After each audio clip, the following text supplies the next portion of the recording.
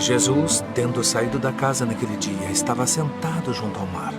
E ajuntou-se muita gente ao pé dele, de sorte que, entrando num barco, se assentou, e toda a multidão estava em pé na praia. E falou-lhes de muitas coisas por parábolas, dizendo: O reino dos céus é semelhante ao homem que semeia boa semente no seu campo. Mas dormindo os homens, veio o seu inimigo e semeou o joio no meio do trigo e retirou-se. E quando a erva cresceu e frutificou, apareceu também o joio. E os servos do pai de família, indo ter com ele, disseram-lhe: Senhor, não semeaste tu no teu campo boa semente? Por que tem então um joio? E ele lhes disse: Um inimigo é que fez isso. E os servos lhe disseram: Queres, pois, que vamos arrancá-lo? Porém ele lhes disse: Não, para que ao arrancar o joio não arranqueis também o trigo com ele. Deixai crescer ambos juntos até a ceifa. E por ocasião da ceifa, direi aos ceifeiros: Colhei primeiro o joio, e atai-o em molhos para o queimar. Mas o trigo ajuntai-o no meu celeiro. O reino dos céus é semelhante ao grão de mostarda, que o homem pegando semeou no seu campo, o qual é realmente a menor de todas as sementes, mas crescendo é a maior das plantas, e faz-se uma árvore de sorte que vêm as aves do céu e se aninham nos seus ramos. O reino dos céus é semelhante ao fermento, que uma mulher toma e introduz em 3 medidas de farinha até que tudo esteja levedado. Tudo isto disse Jesus por parábolas à multidão, e não lhes falava sem parábolas. Louvado seja nosso Senhor Jesus Cristo. Queridos irmãos, boa noite. Estamos aqui mais uma vez para falar sobre Jesus e sua mensagem. Hoje nós vamos falar sobre a parábola do trigo e do joio. E qual seria o significado real da mensagem de Jesus através desta parábola. Me veio a vontade de falar sobre ela justamente por causa do momento que nós estamos atravessando. E aí, alguns estudos atrás, eu falei sobre essa questão da separação do joio e do trigo.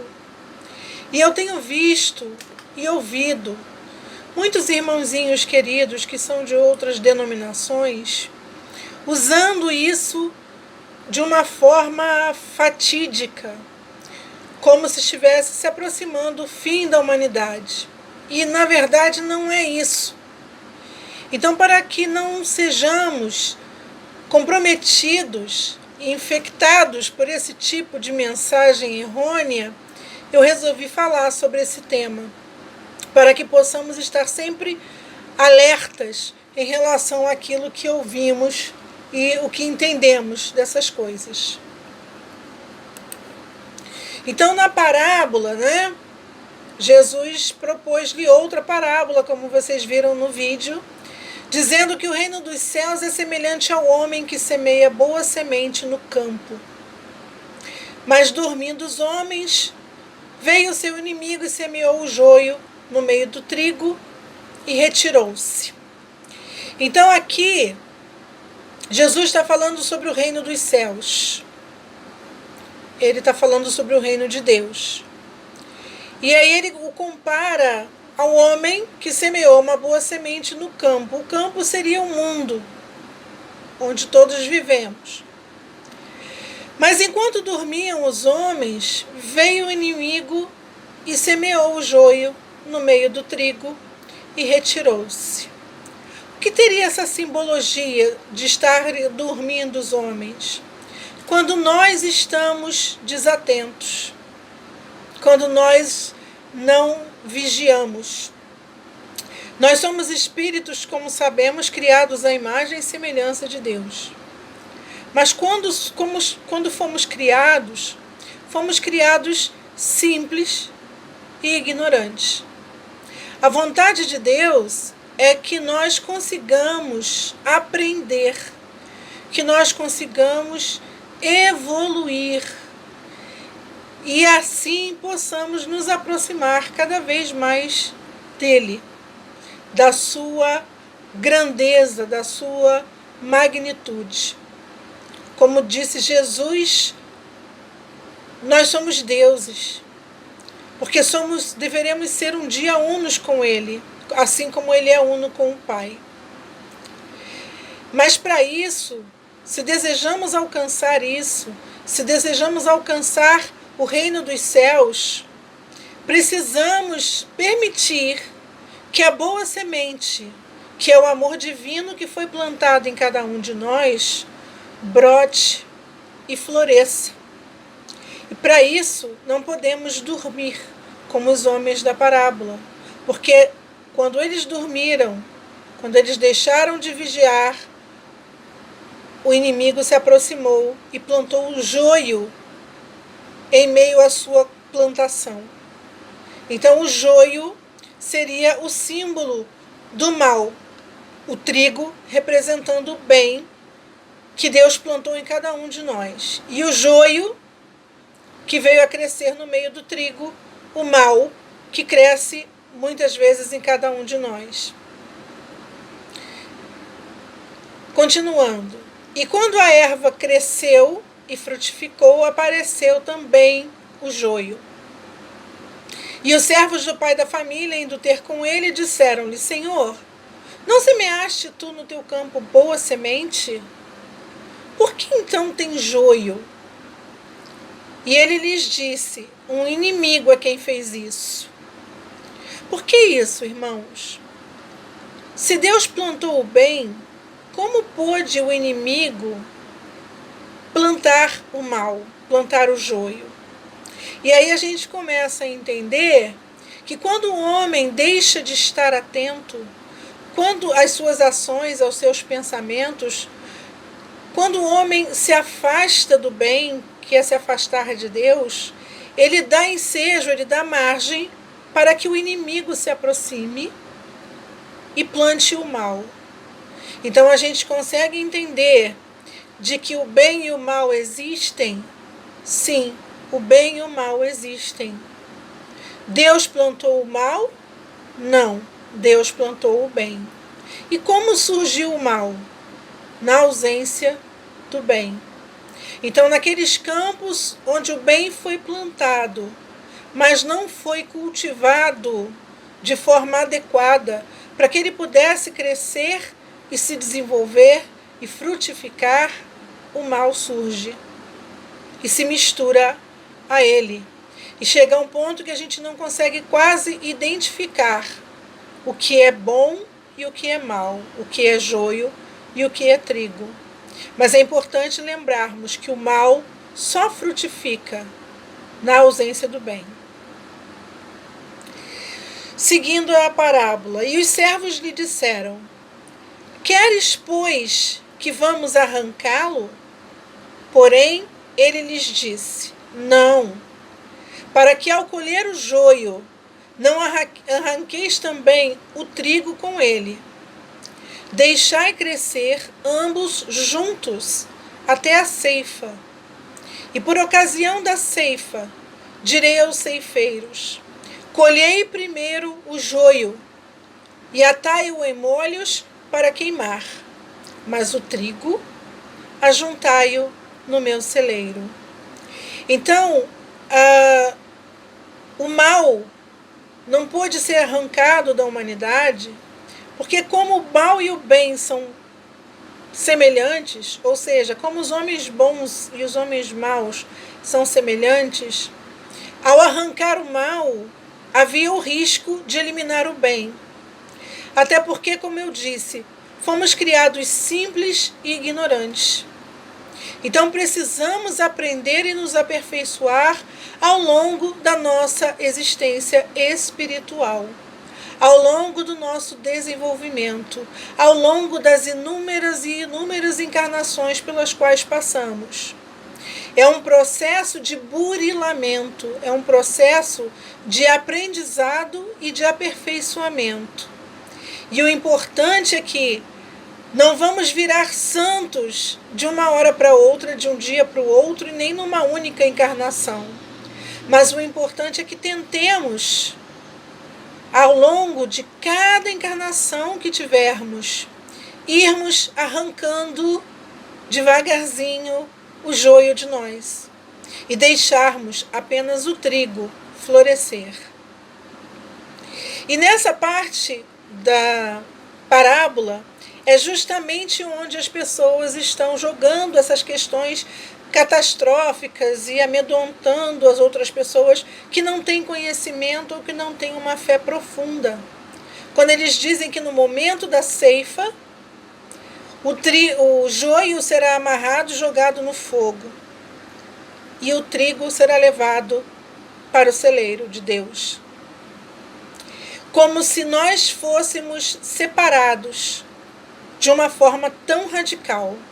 Como se Deus pegasse aqueles seus filhos que não conseguiram aprender até onde deveriam e os abandonasse, desistisse deles. Há poucos dias, a irmã Aparecida mandou uma mensagem para nós no grupo falando justamente isso, que Deus nunca desiste, num daqueles momentos espíritas. Deus nunca desiste, Ele não desiste de nós. Então nós também não podemos desistir dele. O que devemos procurar fazer é cuidar do nosso coração, vigiar nossos pensamentos, nossas ações, nossas palavras, buscar sempre o caminho do bem, porque dessa forma poderemos nos aproximar dele. Deus criou os seus filhos com a elevada destinação de caminharem na senda do bem, colocando-os neste e em outros planetas para o desempenho de um longo processo de aprimoramento e edificação. Os irmãos devem se lembrar do estudo que eu fiz no início do ano passado sobre a pluralidade dos mundos. Como Jesus disse, há muitas moradas na casa de meu Pai. Precisamos lembrar que o nosso planeta não é o único planeta habitado. Deus criou o universo para seus filhos e o universo é enorme. Então, esta é mais uma condição que nós temos de irmos evoluindo, de irmos aprendendo e chegando cada vez mais perto dele, dentro das nossas condições. Então, nós iremos habitar as moradas na casa do Pai, de acordo com o nosso entendimento, de acordo com a nossa evolução, de acordo com a nossa maturidade espiritual. Concedeu-lhes, no entanto, um instrumento eficiente para ajudá-los a vencer os obstáculos e para propiciar-lhes aquisições espirituais de ordem relevante e permanente, o livre-arbítrio. Então nós fomos criados simples, ignorantes, e temos o livre-arbítrio. Então nada na nossa evolução é imposto. Tudo aquilo pelo qual passamos e fazemos, cabe a nós decidir. Temos o livre-arbítrio para esta escolha, para esta decisão. Mas precisamos lembrar que, assim como temos o livre-arbítrio, irmãos, temos também que respeitar a lei de causa e efeito. É por isso que a nossa evolução, às vezes, parece tão lenta. Porque como temos o poder de decisão entre o bem e o mal para as nossas vidas, aquilo que plantamos é aquilo que colhemos. Então nós temos que pensar e repensar, como eu disse antes, vigiar, como disse Jesus, nossas ações e pensamentos, para que através da liberdade que temos, não criemos para nós mais problemas. Não plantemos mais joio nas nossas vidas para sermos obrigados a colher isso no futuro. A má aplicação do livre-arbítrio ocasiona consequências imprevisíveis para os espíritos, o que geralmente é traduzido em quedas, que nos traz a mundos de provas e expiações. Mergulhados nos processos de resgate, muitos espíritos se rebelam e, embora vivendo transitoriamente neste estado de provas e expiações, onde tem que resgatar aquilo que plantou anteriormente, né, em vidas pretéritas, podem facilmente ser equiparados à semente daninha do joio.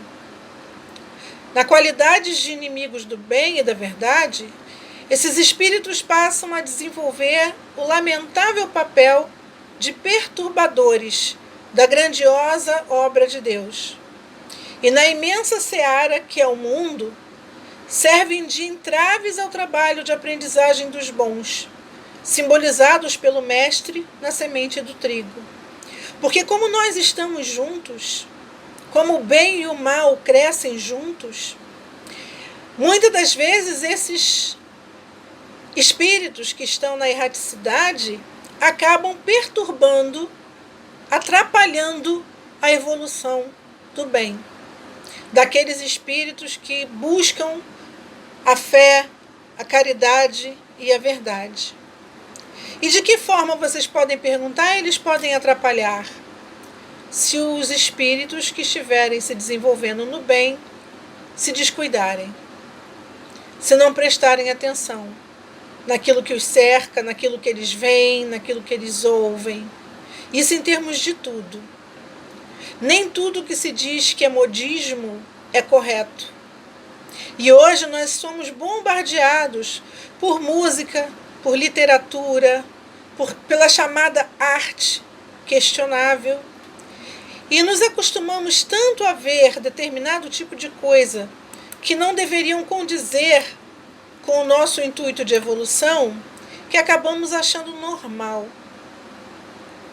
E aí, a partir do momento que achamos essas coisas que não são normais, acabamos nos influenciando e nos manchando, maculando o nosso próprio espírito com esses conceitos que têm sido impostos a nós. Deus poderia retirar da terra esses elementos rebeldes ou maus, deixando os bons livres e desembaraçados para o desempenho das tarefas que devem aqui desenvolver. Entretanto, afirma lá o profeta Ezequiel, Deus não quer a morte do ímpio, mas que ele se redima e viva. Consequentemente, tal separação seria incompatível com a misericórdia infinita e a bondade do Criador de todas as coisas. Então, ele não quer destruir os que são maus. O que ele quer e que ele espera de nós é que nós saibamos a diferença entre o bem e o mal e que busquemos o bem. Que busquemos nos aprimorar para nos aproximar dele. Ele não quer destruir um filho ruim. Assim como um professor na escola não quer acabar com a vida de um aluno que não consegue acompanhar a turma ou não consegue aprender o mesmo que a sua turma. Quando esse aluno fica para trás, quando esse aluno é reprovado, a intenção do professor não é puni-lo. A intenção do professor é fazer com que esse aluno tenha mais uma chance de aprender. Que ele passe mais uma vez por aquele mesmo aprendizado, para que ele possa adquirir o conhecimento básico necessário que é esperado dele. E da mesma forma acontece conosco. Aquele que erra, aquele que está, que é o ímpio, né?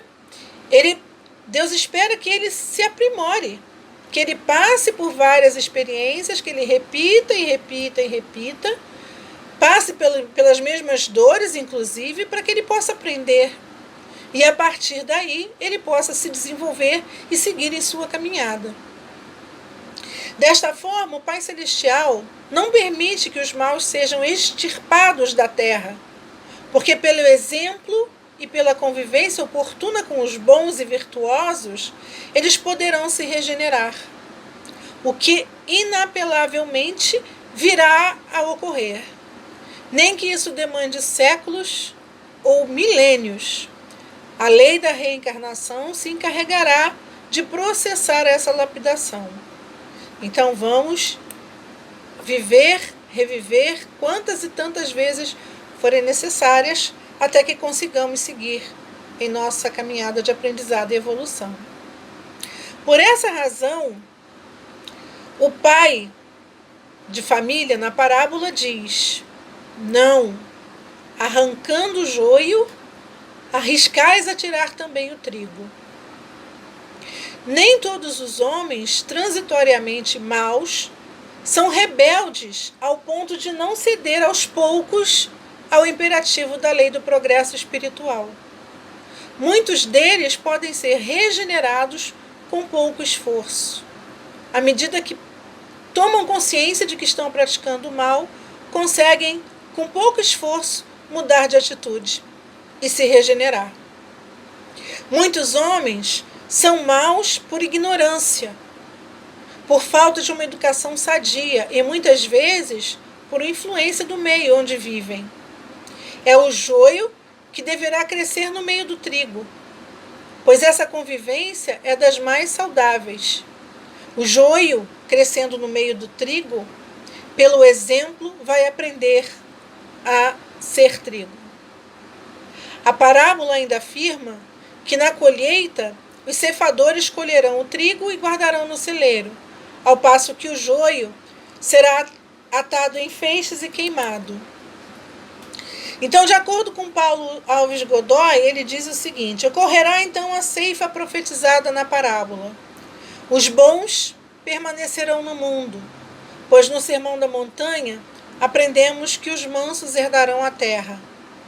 E os que obstinadamente persistirem na prática do mal, após esgotados todos os recursos dos benfeitores espirituais, no sentido de conduzi-los à senda do bem, eles serão desterrados para planetas ainda em fase incipiente de evolução, onde ainda reina o pranto e o ranger de dentes.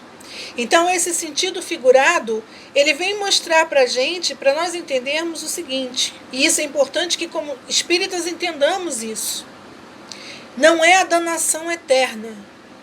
Aqueles que não aprenderem e não chegarem ao nível satisfatório até entrarmos no mundo de regeneração, terão a oportunidade, só que não mais aqui. Então eles serão desterrados para outros planetas, ainda em fase de evolução inferior à nossa. Geralmente mundos primitivos, como o nosso planeta um dia foi. Mundo onde não existe o conforto e a tecnologia que nós temos hoje aqui. Daí essa questão de haver pranto e ranger de dentes. Primeiramente pelo lamento da perda do status que já adquirimos. E em segundo lugar, por sermos obrigados a recomeçar em um lugar tão distante daquilo que já havíamos nos habituado. O joio poderá contaminar-nos até sem percebermos, se não nos dermos conta do estrago mais tarde, quando colhermos o resultado. Sabendo disso, o cuidado e a atenção devem ser redobrados. Vigiai, vigiai e orai. Essa é a questão.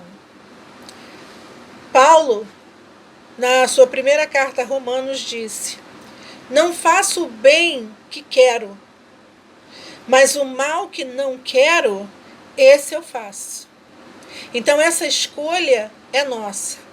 Exterminar o mal em nós e fortalecer o bem que está adormecido na nossa consciência é trabalho nosso.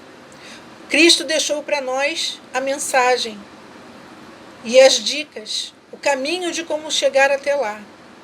Mas ele não pode nos impor, é uma escolha nossa. Então nós não devemos reprimir os nossos sentimentos, nós devemos educá-los para que a mudança ocorra.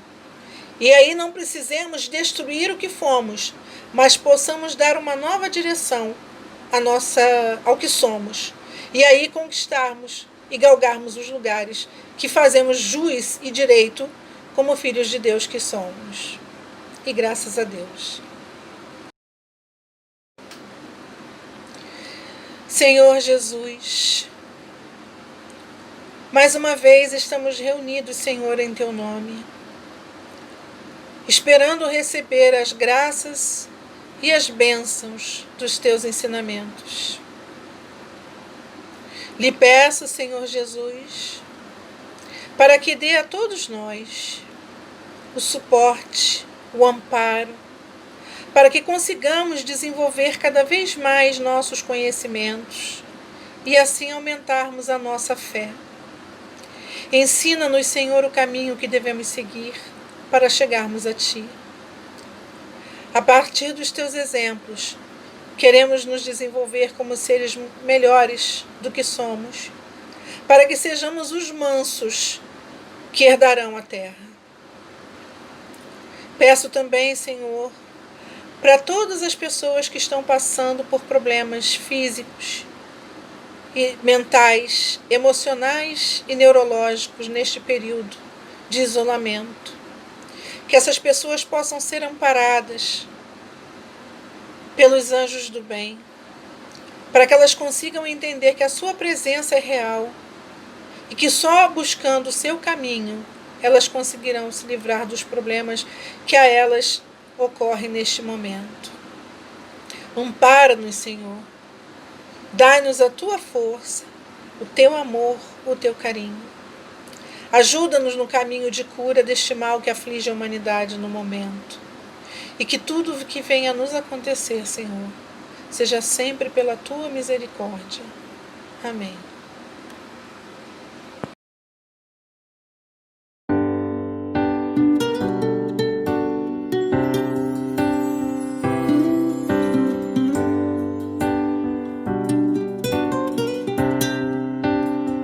São chegados os tempos em que velhos paradigmas deverão ruir